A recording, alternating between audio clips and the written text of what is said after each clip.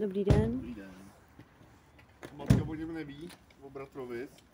Nevím, vůbec se neozývá. Nebo bratrovi, jestli matka neví, nebo... Já nevím, jestli o něm ví matka nebo neví. Každopádně o něm teďko nevím já. Jo, to dobrý. je dostatečný, bych Tak řekla. vy jste mluvila, no, vy nemusíte se mě nahrávat, mluvila jste s vaší, dáte mi teda číslo třeba na vaší mámu. Nedám vám číslo na moji mámu, já potřebuji jenom, jestli ten bratr je v pořádku. Já nevím, co s tím má společného moje máma. Bych jí zavolal. Nepotřebuji, abyste volal mojí mámě, já potřebuji jenom, abyste mi zjistil. Natáčí taky paní. Mně to nevadí, mě natočte, No, protože klidně. tuto jako upřímně, já chci telefon, třeba máma řekne, A mě to nezajímá, co vy chcete. Já jsem vás volala kvůli něčemu, Dobrý. co potřebuji já. Ne, dobrý. Dobrý Já myslím, že dobrý. Dobrý. Jo. Já myslím, že jste tady kvůli... my jsme dospělí, nebo připadám vám, že nejsem dospělá? Připadám vám, že ve 31 letech pan Makalouš není dospělej? Že potřebujete matku, nebo koho ještě byste chtěl? Otce? Nebo ještě někoho? Matku. Jo, Okay, dobrý. jo, číslo. Nevím tím důvod, proč by vám měla sdělovat číslo mojí matky. Dobrý, a pánovi tam zvoní telefon? Netuším, jestli mu tam něco zvoní. A na něm mi dáte číslo třeba na pána? Číslo? Já budu mít asi starý číslo. Tak vy s bratrem se bavíte a nemáte na něj ani číslo?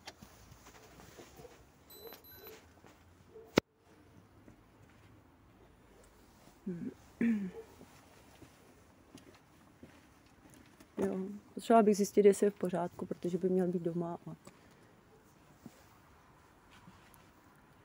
Hele, prosím tě, nemusíme na tom učit, úplně na číslo, protože na jeho matku. Matku. Tak ty jsi dobrý. Na matku. Jste policie, jo? Je tady jako splaný, jo? Tak to jo. To je dobrý.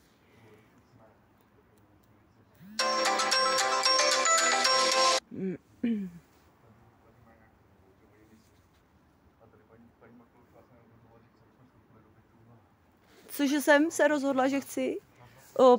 Pane, říkáte si policista? Tak prosím vás, sdělujte informace, jak já vám je říkám, jo? Byla bych velice ráda. Jestli rozumíte česky, pane policisto. Co vy na to? Asi moc ne? Jo. Pokládám.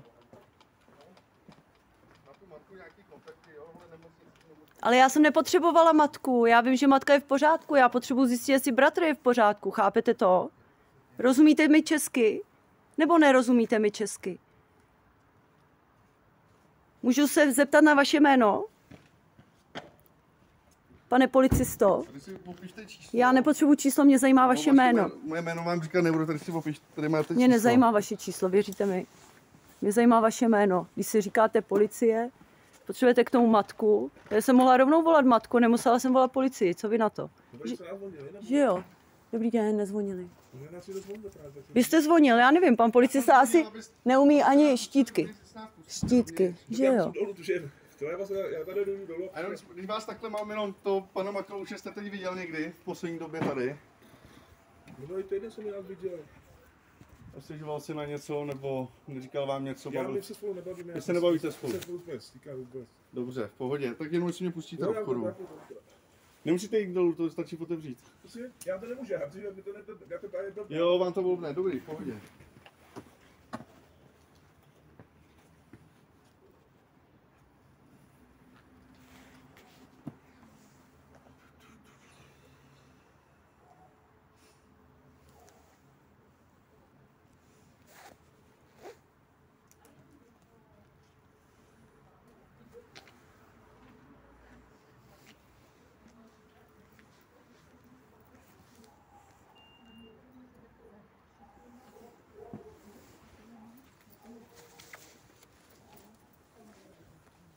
To je uprostřed byt.